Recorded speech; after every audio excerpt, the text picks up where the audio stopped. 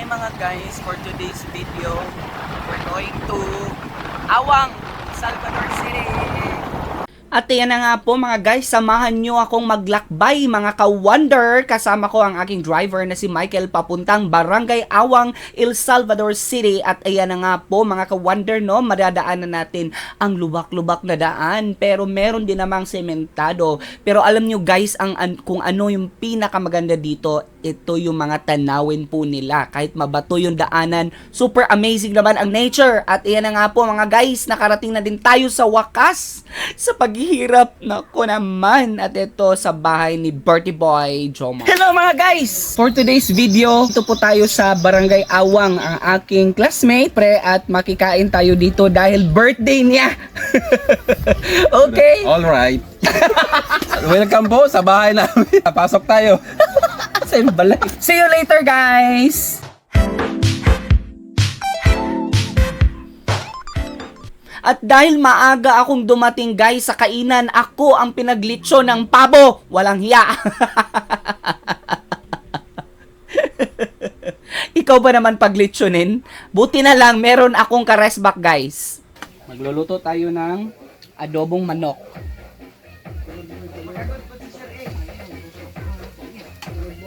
Load na rin eh. Tanan? Ilunod na natin tanan ang mga panakit. Gurot manimo. Sige. Okay na. At ito pa mga guys, pinag-adobo pa ako ng manok. Walang hiya. Pero okay lang, may bring house naman ako mamaya. Adobo tayo ng manik. I-fast forward muna natin mga ka-wonder para hindi kayo mainip sa pag-aantay. Ito yung tip ko sa inyo, huwag kayong pumunta sa handaan no, na maaga. Dapat yung mga nakaluto na. I-estimate nyo mga ka-wonder, no? Mga guys, estimate nyo. At ayan na nga mga guys, naluluto na ang aking adobo na napakasarap. Ayan, kinuha na natin guys para ilagay na natin sa lagayan pa. At alam nyo ba guys, no? Ang aking susunod na gagawin, magbibiko na naman tayo. Ayan, nagkudkud pa ako ng lubi guys para sa gata. Ayun. At dahil guys, nako, talagang ginugutom na ako mga guys. Kumain muna ako ng lubi. Ayan. Pag nagugutom na tayo guys, kumain naman kayo paminsan-minsan. Buti na lang, come to the rescue si Michael, ang aking driver / videographer. At ayan na nga mga guys, syempre hindi pwedeng hindi natin titikman ang ating sariling luto. Baka hindi tayo makakain mamaya, maubos pa ang ulam. Ayan, napakasarap guys. Ngayon ko lang alam, napakasarap ko palang magluto. For today's video, magluluto tayo ng ginataang manik. Insang luwag. Insang uwil. Walay ahos? Walay bombay ba? Na isa oh. Mag-isa tayo ng mga panakit, isang ahos at 3 bombay. Wala na budget. Gisahin ang bintot-bintot saan? Sunod. Sili. Isunod natin ang atsal. Tapos luya. Iitsa ang manok. At syempre mga guys, ilunod na natin ang ating chicken. Ayan, luto na po yan mga guys. Gigisahin ko na lang at lagyan ng gata mamaya. Saan may pagkatungkal na, Mar? Gata na tayo mga guys. Ating sure agad na. Ihurot na tanan? Sama ni nga magpangutan. At ayan na nga po mga guys, mukhang maluluto na ang ating ginataang chicken. Ayan, tumikim pa ako mga guys. Ay, naku, sobrang sarap. Pero ayan na mga guys, sinisigurado ng birthday boy natin kung masarap pa talaga. Diskumpiyado yan. Naku naman, sabi niya masarap naman. Yung totoo. Tinikman pa ulit, walang hiya.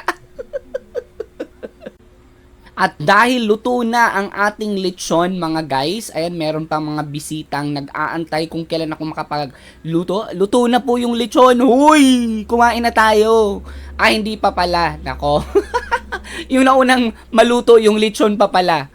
Pero anyway, mga guys, no, tingnan nyo naman kung gaano ako kagaling magluto ng pabo. Ayan, crispy, mapula-pula, at masarap. Ayan, dapat matutunan nyo magluto kung paano maglechon, mga guys.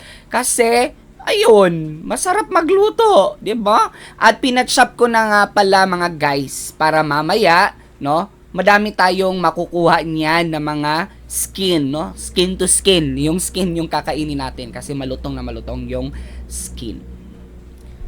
So, ayan na mga guys, malapit na tayong kumain. Syempre, inutusan ko muna si Michael, ang aking driver, at si Jomar na mag-prepare na at kumain na kasi napagutom na talaga ako. At ayan, kunin na natin yung sinabawan natin, yung ginataang chicken, mga guys, at ilagay na sa mesa. Ayan. Ready na bang lahat? Dahil kakain na tayo. Ayan, may sausawan na tayo. Meron na tayong lechon, pabo. Ano pa bang kulang? Ayan, meron na din tayong chicken adobo dyan. Nako naman, nako. Ready? Kakain na tayo, mga guys. At syempre, mga guys, kumuha na ako ng plato, mga guys. Ayun, nasa mesa na ako nag-aabang. At ayan na nga po, nagsisimula na pong kumain. Nako, sinusubo ko na yung mga malalaking chicken. Nako, adobo talaga ang pinupunterya ko at yung sinabawang manok na Bisaya, guys, no? Hindi siya nagtatagalog kasi Bisaya nga ang mga manok dito, mga guys, no? Sa bukirin ng Awang. At syempre, kailangan kong kumain ng marami, nako, para naman, nako, sulit na sulit naman yung pagluluto ko, mga guys, no? Ako pa nga yung naglechon, ako pa yung nag-adobo, ako pa yung nagsabaw ng manok, nagkudkod ng lubi, o ano pa ba? Ang dami kong ginawa. Kailangan damihan ko din yung pagkain. At syempre naman, mga guys, no, ito yung tips ko sa inyo. Huwag kayong pumunta ng handaan ng maaga. Dapat pumunta kayo doon mga around 12 na o yung kakain na, mga guys. Depende kung anong senyas ng celebrant. Kasi baka ma-experience nyo itong na-experience ko ngayon, no, na ako na nga yung in-invite, char. Ako na yung kumain. Siyempre, mamaya ako din yung mag-bring house. At halina kayo, mga guys, kumain na tayo at magamal dito sa birthday ni Jomar.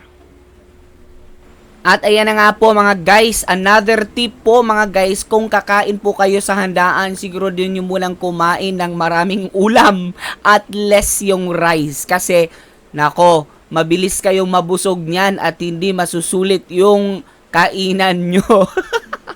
O di kaya naman, siguraduhin magdala ng mga cellophane at ilagay sa gilid mo pagkatapos mong kumain at ilagay naman sa bag yung mga napagtabi mo na mga ulam. Ayun yung sikreto dyan, mga guys, pag may kainan. Pero syempre, huwag kang magpapahalata. At syempre, no, starring ang ating driver slash videographer at ang ating birthday boy na si Jomar Lagrosas. Maraming salamat sa pag-invite. At yun na nga, mga guys, no, pagkatapos namin kumain, na bird's eye view muna kami sa Awang. At talaga namang tanaw na tanaw ko ang napakagandang nature ng Awang. At pumunta kami, mga guys, no, naglakbay na naman kami ulit. Pupunta kami ngayon doon sa tinatawag nilang Lantaw Awang, kung saan pagdating daw namin doon, mga guys, no, makikita namin ang overlooking na view ng buong Awang, guys, at iba pang mga barangay sa El Salvador City. Pero bago namin marating yon, kailangan muna naming dadaan na naman sa kalsada at mga mabatong daanan bago namin marating ang kabundukan na yan. Pero sure na sure ako, mga guys, na later on masasatisfy kayo sa ganda ng Pilipinas at sa ganda ng El Salvador. Makikita natin yung mga napaka-amazing na tanawin mamaya. At ayan na nga po, mga guys, nang dumating kami, talaga namang hindi ako makapaniwala sa akin nakikita. Talagang tanaw na tanaw ko ang horizon ng buong Awang at ng El Salvador City. Talagang super amazing po dito, mga guys. Ito po talaga yung mga place na dapat nating puntahan. Nandito tayo sa Awang Mountain. Tantawawang bukid. Nandito tayo sa Lantaw Awang kung saan malalantaw natin ang mga tanawin ng Awang Upol. Hello mga guys. Nandito ako ngayon sa mataas na puno na kahoy para kitain natin ang napakagandang tanawin ng Awang Upol Misamis Oriental. Dito i-develop ang Lantaw Awang Tourist Spot. At tingnan nyo naman guys kung gaano kaganda ang overlooking ng Awang at ng El Salvador. Nako, tagalagang mahangin dito mga guys at parang mawawala yung problema mo kung meron kang iniisip dito. So ito yung mga lugar guys na dapat nyong puntahan pag meron kayong problema. Oh! Oh, yeah. Wow. Lantaw, dala mo dito lantaw sa view. Sa bandang dito guys, no, parang tinitingnan ko ang Chocolate Hills ng Bohol. Meron silang similarity dahil sa slope ng mga valleys and mountains. Dito mo makikita mga guys, no, ang naglalakihang mga kabundukan. Hi guys, we're here at the Awang, Tanaw Awang.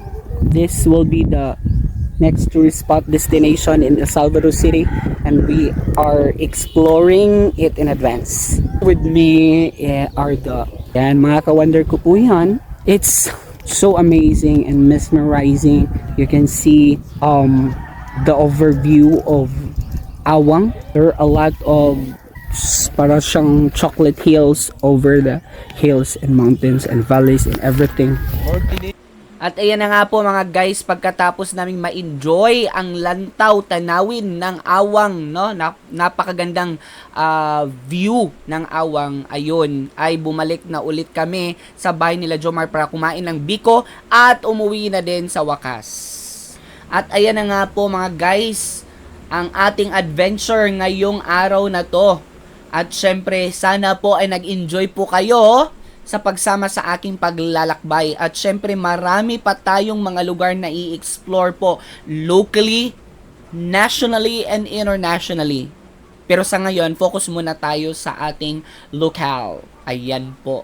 At sana po ay samahan nyo ako sa aking mga future adventures. Dito lang po yan, syempre sa inyong ka-wonder, Romeo Abuhan. At hanggang sa muli, paalam!